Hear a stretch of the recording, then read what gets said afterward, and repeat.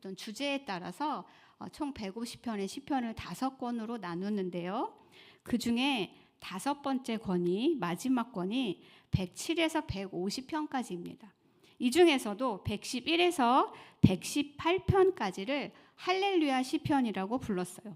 이 중에 이제 7번째 시가 이제 오늘의 이 엄지공주 시편 117편입니다. 그래서 이제 역사 속에서 6월절을 지낼 때 8번째 날 6월절 만찬을 들 때 이 시를 낭송했다고 합니다. 6월절 절기를 지키면서 기쁨으로 이 시편을 불렀다는 거죠. 여러 히브리어 사본이나 현대 그 신학자들은 이 시편 117편을 워낙 짧으니까 시편 116편과 결합하거나, 왜냐하면 내용이 이어지니까 결합하거나 아니면 뒤에 있는 118편과 엮어보기도 합니다. 그러나 본문상 증거로 볼 때 시편 117편을 그 신앙 공동체와 하나님과의 그 관계에 대한 내용을 담은 시로서 단독으로 읽어야 한다는 것이 최종 일치된 견해입니다. 본문을 이제 설명해 드리면요, 성경은 117편의 저자와 배경에 대해서 침묵합니다. 제가 좀 긴장한 것 같지 않습니까? 요즘 이제 어른들이 계시니까 이제 확실히 또 이게 느낌스가. 네. 성경은 117편의 저자와 배경에 대해서 침묵합니다. 117편은 가장 짧지만 전체 시편에서 가장 힘찹니다. 미치는 범위 또한 크고 넓습니다. 거대한 거죠. 모든 나라와 백성으로 하여금 하나님을 찬양하라는 선포요 명령입니다. 먼저 1절은 찬양에 대한 초청입니다. 먼저 117편은 시편의 그 찬송시의 전형적인 기본 형태를 따르고 있는데요. 시편 기자는 1절에서 여러분들 읽은 바와 같이 모든 나라들과 백성들을 초청합니다. 초청해서 여호와를 찬송하고 영광을 돌리는데 동참하게끔 합니다. 그래서 이 동사는요, 진짜 이제 명령형인데 진짜 능동적으로 힘껏 찬양하라고 명령하는 단어예요. 여기서 중요한 것은 모든입니다. 모든 나라와 모든 백성이에요. 예외는 없습니다.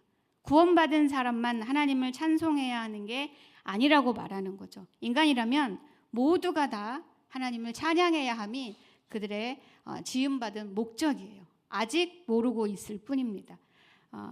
그리고 제가 몇 주 전에 설교했는데요, 세상 모든 사람은 하나님께 일반 은혜라는 사랑을 받고 있는 빚을 지고 있습니다.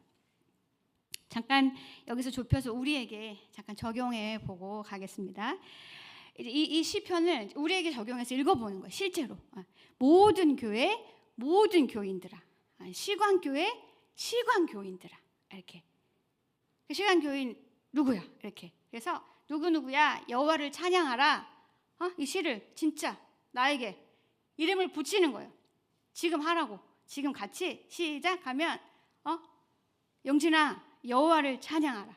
규빈아 여호와를 찬양하라. 다 같이 하는 거, 자기 이름을 넣어서 시작. 금호가 여호와를 찬양하라. 네, 잘했어요. 그러면 옆 사람에게 말할까요? 옆 사람 모르죠? 이름 물어보세요. 어른들 계시면 어른들 이름 물어보세요. 자, 신이가 옆에 계신 분의 이름 물어보세요. 네. 그래서 이름을 물어보시고 반말하는 거예요, 이때. 네.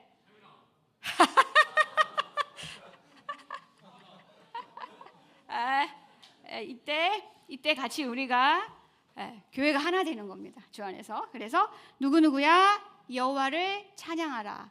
다 같이 시작.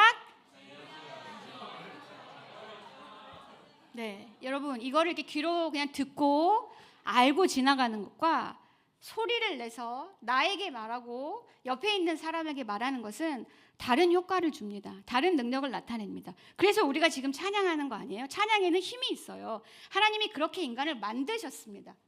그렇죠? 우리가 경험하는 바와 같이 시편은 여러분 잘 아는 바와 같이 고대 이스라엘 백성들의 예배 때 부르던 노래입니다. 우리가 지금 이렇게 부르는 CCM 같이 찬송가예요. 찬송가.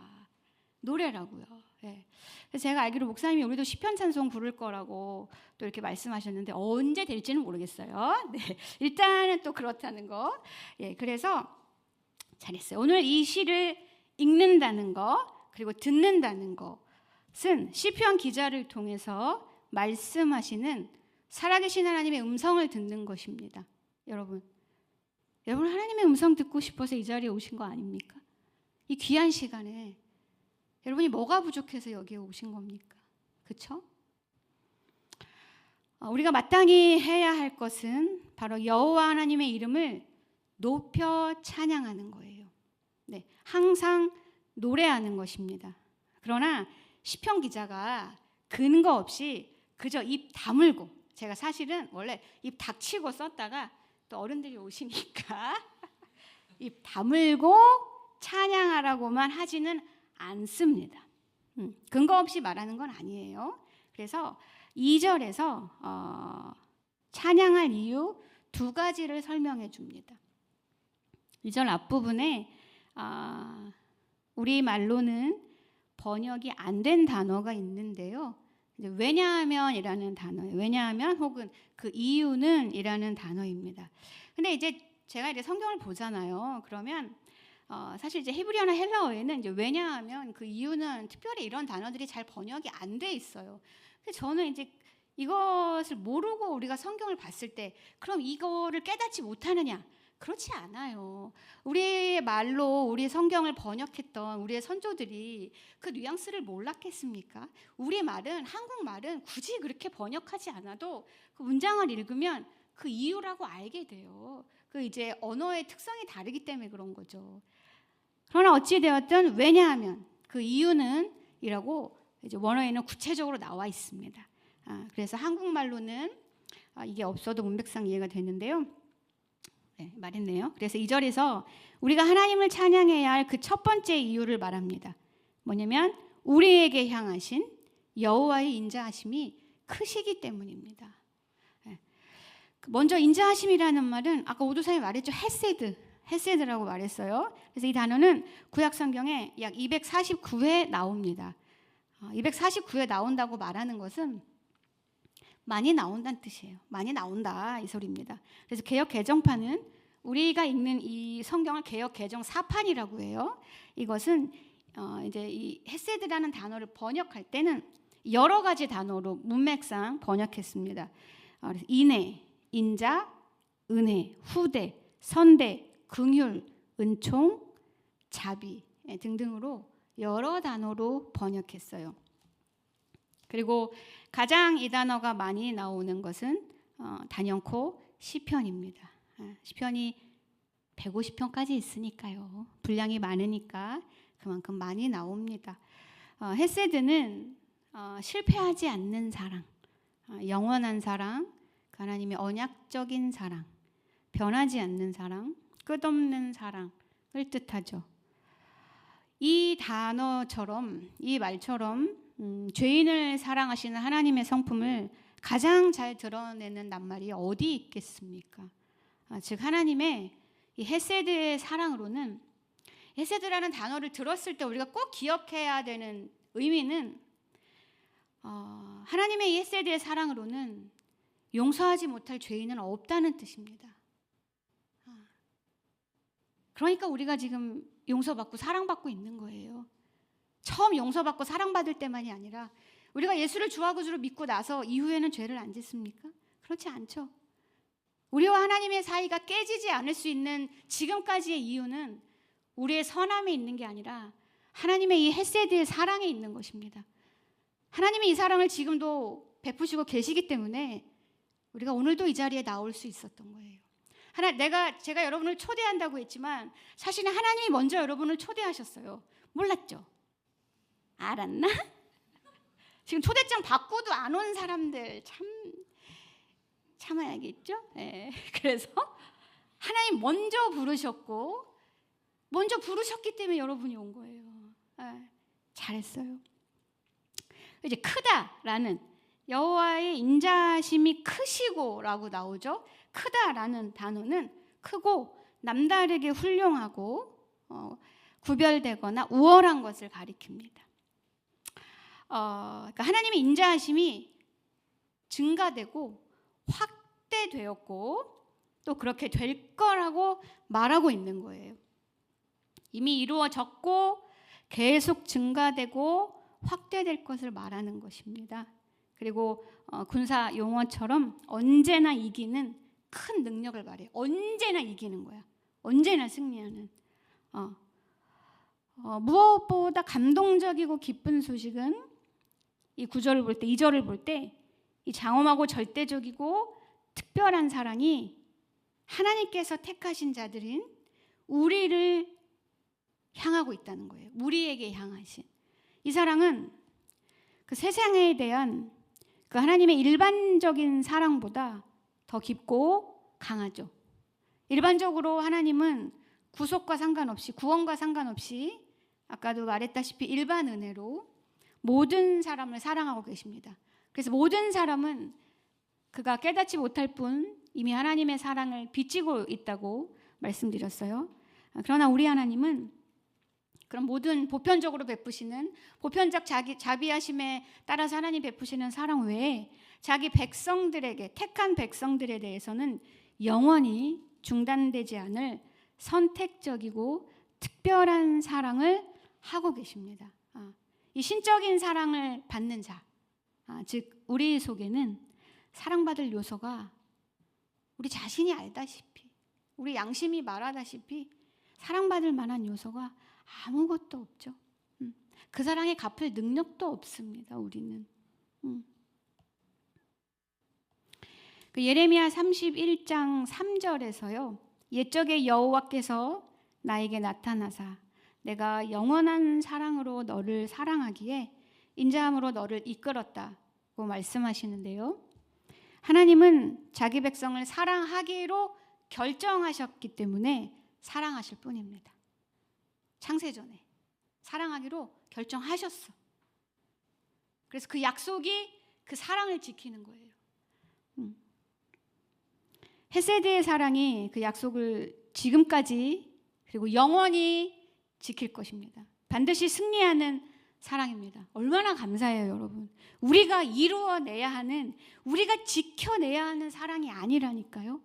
이 사랑을 지금 찬양하라고 초대하는 것입니다. 이런 사랑을 어찌 찬양하고 사랑하지 않을 수 있단 말입니까? 아니, 우리가 같이 사랑하지는 못할지라도 누군가 나를 이렇게 사랑해 준다면 좋지 않겠어요?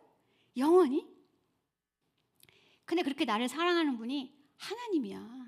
전능하시고 전지하시고 선하시고 그런 하나님 있잖아요. 네. 그런 그분이 하나님이셔요. 그러면서 제가 이제 이렇게 설교 연습을 하고 있었어요. 아까 이제 한번 이렇게 소리내서 연습을 하는데 이제 박선두 전도사님 옆에 있었어요. 그래서 내가 사랑해 준다면 좋지 않습니까? 그런데 그분이 하나님이셔요. 세상에. 그랬더니 좋지 막 이제 이러는 거야. 자기 뭐 할 거 하면서 좋지. 맞아요, 여러분. 얼마나 좋아요. 우리를 그렇게 사랑하는 분이 하나님이시라고요. 여러분, 우리가 하나님을 찬양해야 할 그 두 번째 이유는 2절 하반부입니다. 하나님의 진실하심이, 아까 우리 오도사님이 에메트라고 알려줬죠. 제가 참 좋아하는 히브리어 단어입니다. 사실 헤세드 에메트. 근데 사실 이걸 뭐 싫어할 사람은 없죠. 신학자 중에 헤세드와 에메트를 싫어할 사람은 없습니다. 진실하심, 즉 신실하심이 영원하시기 때문에 우리는 하나님을 찬양해야 할 이유가 여기서 찾는데요. 하나님이 진실하시다는 말은 약속하신 것을 반드시 이루신다는 뜻입니다. 변덕스럽지 않다는 거예요. 되게 안정적인 거죠. 그래서 여러분 에메트의 어원은 그래서 진리입니다. 여러분들 진리는 변해요, 안 변해요? 변덕스럽지 않아요. 유동적이지 않고 변하지 않습니다. 변하지 않는 것만이 진리일 수 있어요. 변덕스럽지 않아요. 여러분 변덕스러운 사람 만나봤어요? 네? 아유, 그것처럼 사람을 힘들게 하는 거 없습니다. 아주. 내가 변덕스러운 사람인데 여러분, 인자하심과 진실하심은 하나님의 두 속성인데요. 특별히 한 쌍으로 언급될 때가 매우 많습니다. 출애굽기 34장 6절에 보면은요, 여호와께서 그의 앞으로 지나시며 모세 앞으로 지나시는 거예요. 선포하시되 여호와라 여호와라. 이 말씀 많이 들어봤죠? 하나님이 자신의 이름을 계시하시는 모습이에요. 여호와라 여호와라 자비롭고 은혜롭고 노하기를 더디하고 인자와 진실이 헤세드와 에메트죠. 인자와 진실이 많은 하나님이라고 모세에게 여호와의 이름을 선포하실 때 가르쳐 주신 하나님의 자기 선언적 말씀에, 자기 계시적 말씀에 포함되어 있는 말입니다. 택한 백성을 향한 하나님의 그 신실하신 사랑은 결코 그침이 없습니다. 바울은 이것을 로마서 8장 38절 39절에서 소리 높여 부릅니다. 제가 왜 소리 높여 불렀다고 확신하는 줄 압니까? 실제로 로마서를 읽노라면 이제 쫙 1장부터 가다 보면요, 소리를 높이지 않을 수가 없어요. 이 부분에, 왜냐하면 제가 감정이 격양되거든요. 찬양할 수밖에 없어요. 이번 주 중에 제가 로마서 통독 읽기를 했어요. 여기 지금 같이 했던 사람들이 있는데요. 이 사람들이 증인입니다. 내가 또 세미나를 듣고 가슴이 뜨거워진 거야. 그래서 일단 성경을 읽자. 읽을 사람 했더니 막 6명이 왔어. 그래서 같이 일단 모르니까 티칭을 할 수 없어. 그냥 읽는 거야. 읽는데 하나님이 우리 마음에 역사하시는 거죠. 성경의 저자이신 성령이 각 사람에게 감동하시는 겁니다. 그래서 막 나는 7장 오라 나는 공고한 그 다음에 내가 확신하노니 사망이나 생명이나 천사들이나 권세자들이나 현재일이나 장래일이나 능력이나 높음이나 깊음이나 다른 어떤 피조물이라도 우리를 우리 주 그리스도 예수 안에 있는 하나님의 사랑에서 끊을 수 없으리라. 이렇게 찬양을 하고 나면 성경엔 기록되어 있지 않아도 마음으로, 입으로 아멘과 할렐루야를 외칠 수밖에 없습니다. 여러분, 할렐루야는 오직 시편에만 기록되어 있습니다. 그거 알았어요? 몰랐지? 은근히 모르는 거 많다 우리. 나도 몰랐어. 그리고 어느 나라든 할렐루야는 물론 이제 그 영어에는 이 할렐루야를 프레이즈 로드 이렇게 번역해 놓은 좀 지혜롭지 못한 역본도 있습니다. 하지만 이 1절에 여호와를 찬양하라는 이 말과 할렐루야라는 이것은 달라요. 그래서 할렐루야는 할렐루야라고 해야 돼요. 할렐루야는 지금 감탄사로 사용된 거거든요. 그러니까 우리나라가 아주 잘 번역한 거죠. 할렐루야. 이제 찬양은 점점 고조돼요. 노래를 부르는 거잖아. 그럼 클라이막스 있잖아요. 클라이막스. 그래서 점점 고조돼서 최고조에 다다르는 거예요. 그 찬양의 크레센도죠. 점점 세게. 마지막으로 포르티시시모라고 한다고 하더라고요. 제가 이런 거 잘 모르잖아. 그래가지고 오도사님한테 물어봤어요. 가장 세게가 뭐냐? 그랬더니 포르테인데 그럼 포르테라고 하면 됩니까? 그건 아니고요. 그러니까 내가 이제 뭘 원하는지 오도사님이 아니까 설교 본문도 아시고 그래서 시편 기자가 마지막에 할렐루야 하고 끝나잖아요. 그거를 내가 하고 싶은 걸 딱 아는 거지. 그래서 막 찾아서 포르티시시모라고 알려주더라고요. 그래서 그게 뭐냐면 더욱더 강하게 악기를 향해서는 그런 지시 맞습니까? 음악 하시는 맞아요? 그리고 성악에서는 소리를 질러서 라는 그 표시라는 거예요. 포르티시시모. 딱이죠. 예. 시편 기자는 하나님에 대한 터질 듯한 찬양과 함께 고조된 어조로 노래를 마무리하는 거예요. 여호와 하나님의 헤세드의 사랑과 그 신실하신 그 에메트의 신실하신 사랑을 생각할 때 시편 기자는 자신을 억제할 수가 없는 겁니다. 지금 할렐루야라는 감탄사를 내뱉을 수밖에 없는 거예요. 예. 여러분 상상해 보세요.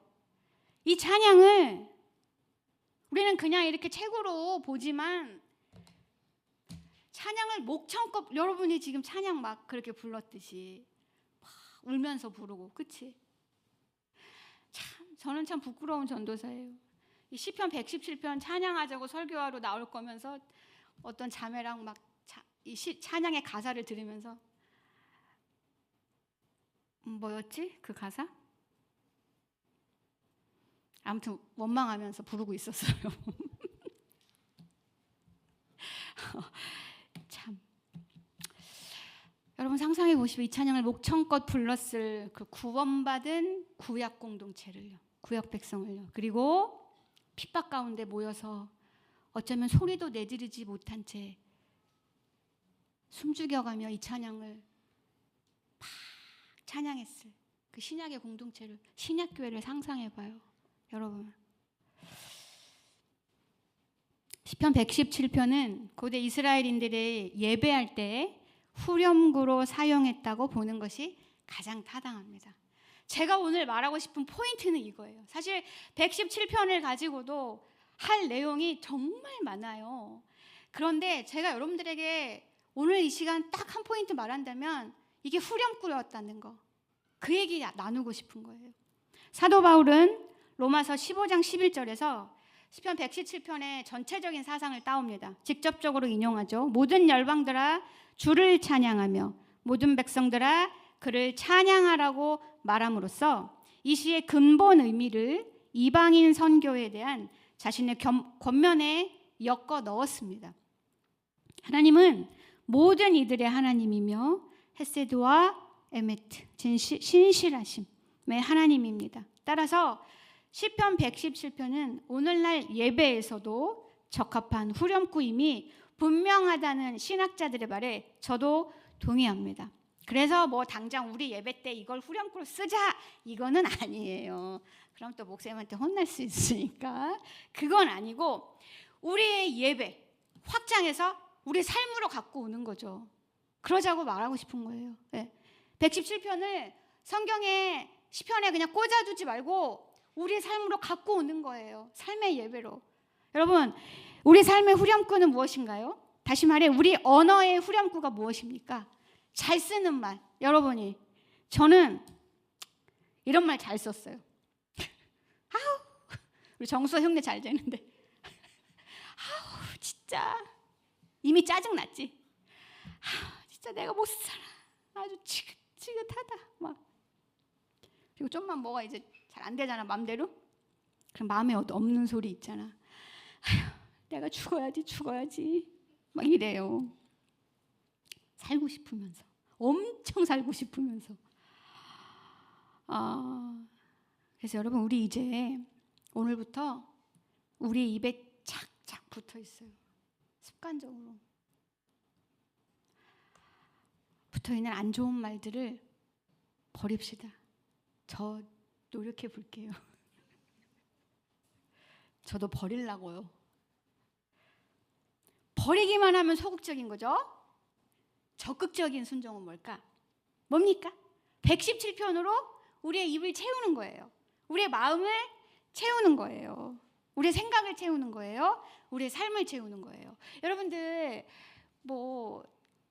저도 아이돌 노래 있잖아요. 아이돌 노래도 그렇고 요즘 나오는 사실 CCM 저 잘 모른단 말이에요. 처음에 나올 때는 모르는 거네 하고 있다가 후렴구 나면 아는 거야. 막 반가워한단 말이에요. 왜냐하면 후렴구는 그만큼 강력합니다. 그 찬양이 주는 메시지에 핵심이 거기 담겨 있잖아요. 117편이 그렇다고. 성경의 전반에 걸쳐 있는 메시지가 117편에 응축되어 있는 거 아닙니까? 아브라함에게 주셨던 그 약속이 계속적으로 확장되고 이루어지고 예언서에서도 계속 말하며 시편에서도 이렇게 말하고, 그리고 오순절 성령 강림 이후에 이 말씀이 성취되고 지금까지, 그리고 계시록에 보면 이 말씀이 그대로 새하늘과 새 땅에서 성취되는 거예요. 성경 전판에 걸친 핵심 메시지가 시편 117편입니다. 그러니 이것이 어떻게 후렴구가 아닐 수 있겠어요? 그렇죠? 네. 그래서 여러분, 아우구스티누스가 예수님은 시편의 가수라고 말했잖아요. 그렇죠? 예수님은 이 시편을 어떤 마음으로 부르셨을까요? 이 찬양을 얼마나 가슴 벅차게 큰 소리로 부르셨겠어요? 회당에서 예배하실 때마다요. 온 마음으로, 하나님을 사랑하는 마음으로요. 그 누구보다 정성스럽고 곱게 부르셨을 겁니다. 때로 눈물을 훔치셨을지도 모르겠습니다. 어떤 시편을 읽으실 때는요. 저는 예수님의 마음이 혹시 이런 게 아니었을까 하고 또 애니니까 상상해 봤어요. 제 삶을 돌아보면서 상상해 봤어요. 언제를 상상해 봤냐? 25년 전에 가난한 신학생이었을 때를 생각해 봤어요. 저는 책 풀 때마다 십자가의 길, 그 순교자의 삶 아십니까? 네. 노래를 못하는데 한번 오늘 용기를 내볼게요. 그 하나님의 사랑이 진짜 못하지. 하나님 영원히 함께하리 십자가의 길을 걷는 자에게 순교자의 삶을 사는 이에게 뭐 이런 찬양. 그리고 사명이라는 찬양이 있어요. 이거 이제 신대원 때. 험한 산도 나는 괜찮소 바다 끝이라도 헬프미 괜찮소 죽어가는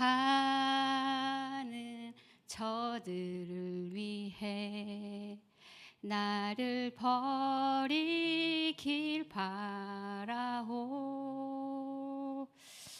뭐 그런 거. 그리고 이제 부름받아 나서니 몸 찬송가.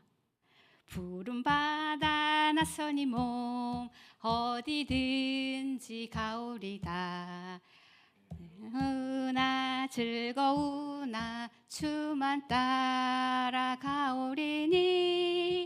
어느 누가 막으리까 죽음인들 막으리까 어느 누가 막으리까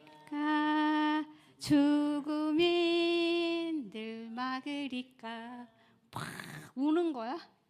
내가 막 순교자가 될 듯이 막 부름받아 아골골짝 빈들 막 아직까지 안 갔어.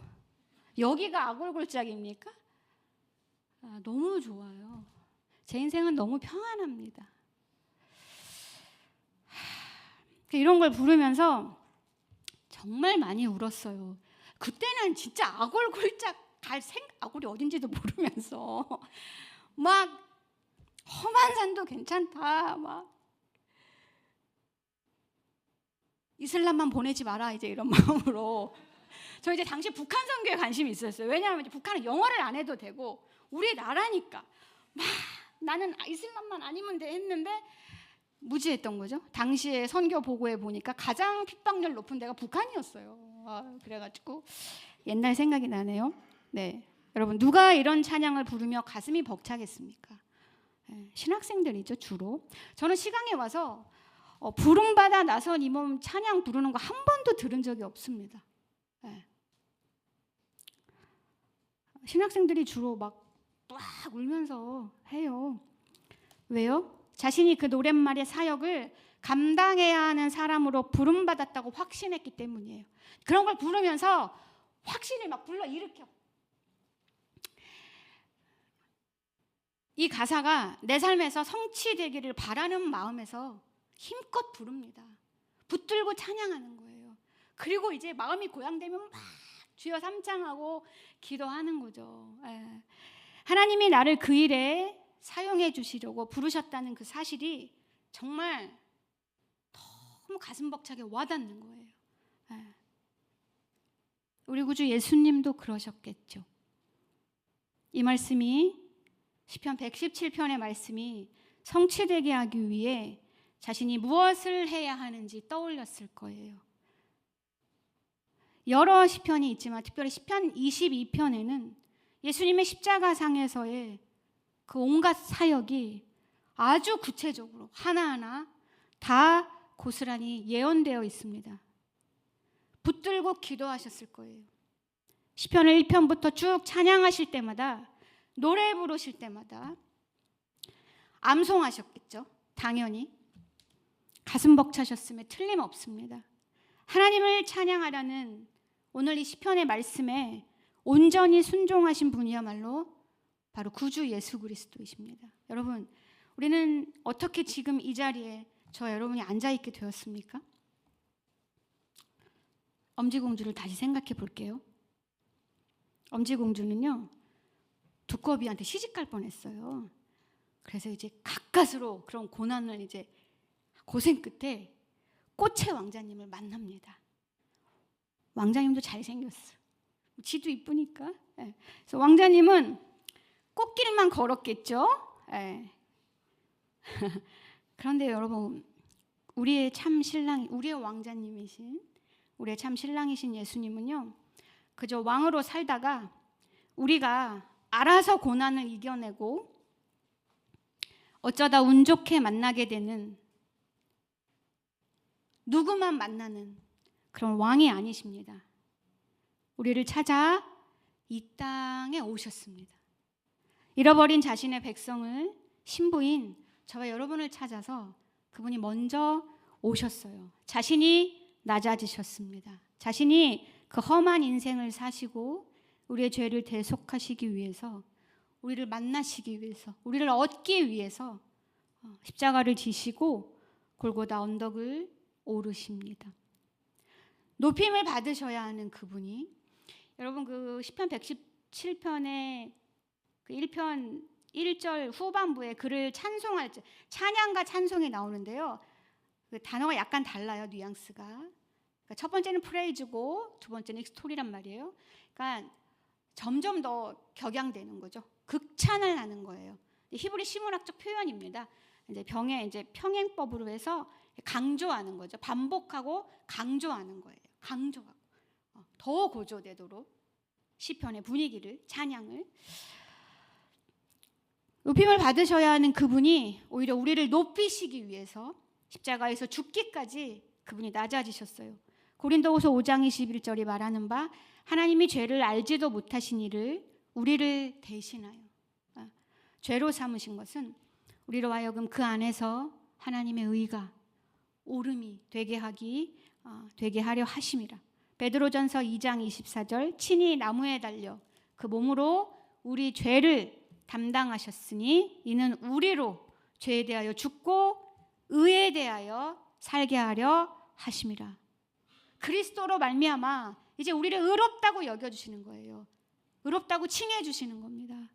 네, 그래요 여러분. 자신이 받아 마땅한 십자가에서, 그러니까 예수 그리스도께서 받아 마땅한 그 사랑을 십자가에서 그분이 받지 못하심으로써 우리로 하나님의 그 사랑을 받게 하시고요, 자신이 불러 마땅한 이 찬양을 차마 십자가에서 부르지 못하심으로써 이제 우리로 이 찬송을 마음껏 부르게 하셨어요.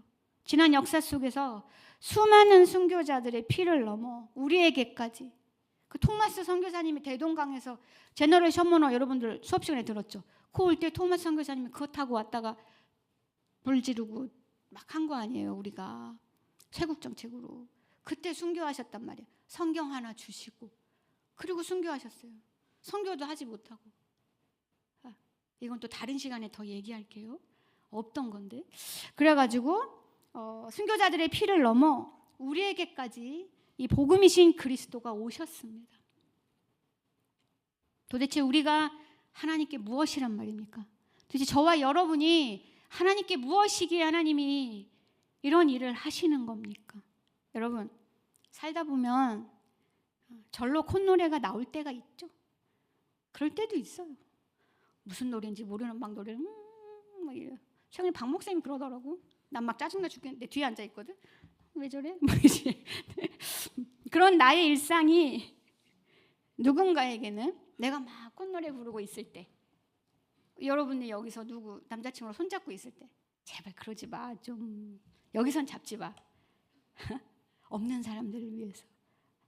그래서 그런 나의 일상이 누군가에게는 좀 그저 마냥 행복한 그 인스타의 한 장면처럼 보일 수 있어요. 이제 그 친구한테 허락받고 얘기하는데요. 뭐든지 다 허락받고 하는 거예요. 예, 근데 그러니까 그런 얘기를 하더라고요. 제가 교회 왔는데 인스타를 보는 것 같더라. 자기는 지금 너무 괴로운데 인스타 속에 마냥 행복한 사람들처럼 되게 이질적이라는 거야. 또 반대로 때로는 내가 그 어느 때 지옥 같은 시간을 보낼 수 있죠. 나는 막 괴로워 죽겠어. 그럴 때 많잖아요, 여러분. 네.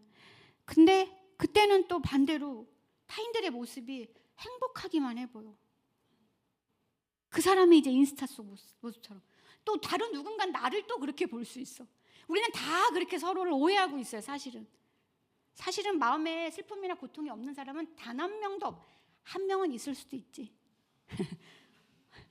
내가 아직 못 만나봤으니까 그러지만, 근데 제가 말해보건데 아직까지는 아무도 없습니다. 아직까지는 아무도. 슬픔과 고통이 없는 사람은 아무도 없어요. 말하지 않고 있을 뿐이고 말하지 못하고 있을 뿐이에요. 하지만 여러분, 제가 아주 자주 쓰는 말인데요. 또 산호라면 입장 바뀔 날 옵니다. 왜냐? 내가 죄인이고 타인이 죄인이기 때문이에요. 마냥 행복하기만 한 사람은 없어요. 100% 행복하기만 한 사람은 없어. 또한 마냥 불행하기만 한 사람도 없습니다. 그러니까 여러분, 애들 말하잖아. 걱정하지 말아요, 여러분. 우리 인생은 그렇게 엎치락 뒤치락 합니다. 그렇지 않습니까? 우리 여기 계신 우리 언니, 우리 혜정 언니, 또 우리 저기 성도님, 네. 그렇지 않습니까, 우리 언니 오빠님들? 그렇죠? 아니야. 그래요, 여러분. 지금의 고통이 계속 고통으로만 남아있지 않고 지금의 행복이 마냥 행복으로만 있지 않습니다. 여러분 어떤가요? 지금 행복하십니까? 그럼 다행이에요. 난 제발 여러분이 행복했으면 좋겠어. 그렇다면 시편 117편 말씀에 순종하십시오. 그래서 감사하고 기쁨으로 여호와를 찬송하는 거예요. 혹시 누군가 지금 불행합니까? 이 시편에서 알려주는 바 인자하시고 진실하신 하나님의 성품을 바라보고 신뢰합시다. 스펄전 목사님 말했던가요? 하나님의 손이 보이지 않을 때 하나님의 성품을 바라보라고요. 네, 하나님 쉬고 계시지 않습니다. 하나님을 붙들게 해달라고 기도하세요. 기도는 최고의 찬송입니다. 시편 117편을 수시로 부르는 거예요. 그럼 암송해야 되겠죠? 이게 저희 오늘 목표입니다, 여러분. 중요한 건 이처럼 이제 우리는 그리스도 안에서 언제든 먼저 찬양할 수 있게 되었다는 거예요.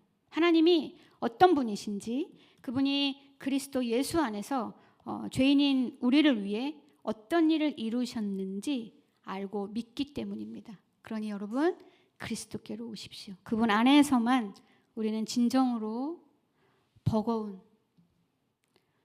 너무나 무거운 우리 삶의 구비구비마다에서 그 어떤 것으로도 위로받을 수 없고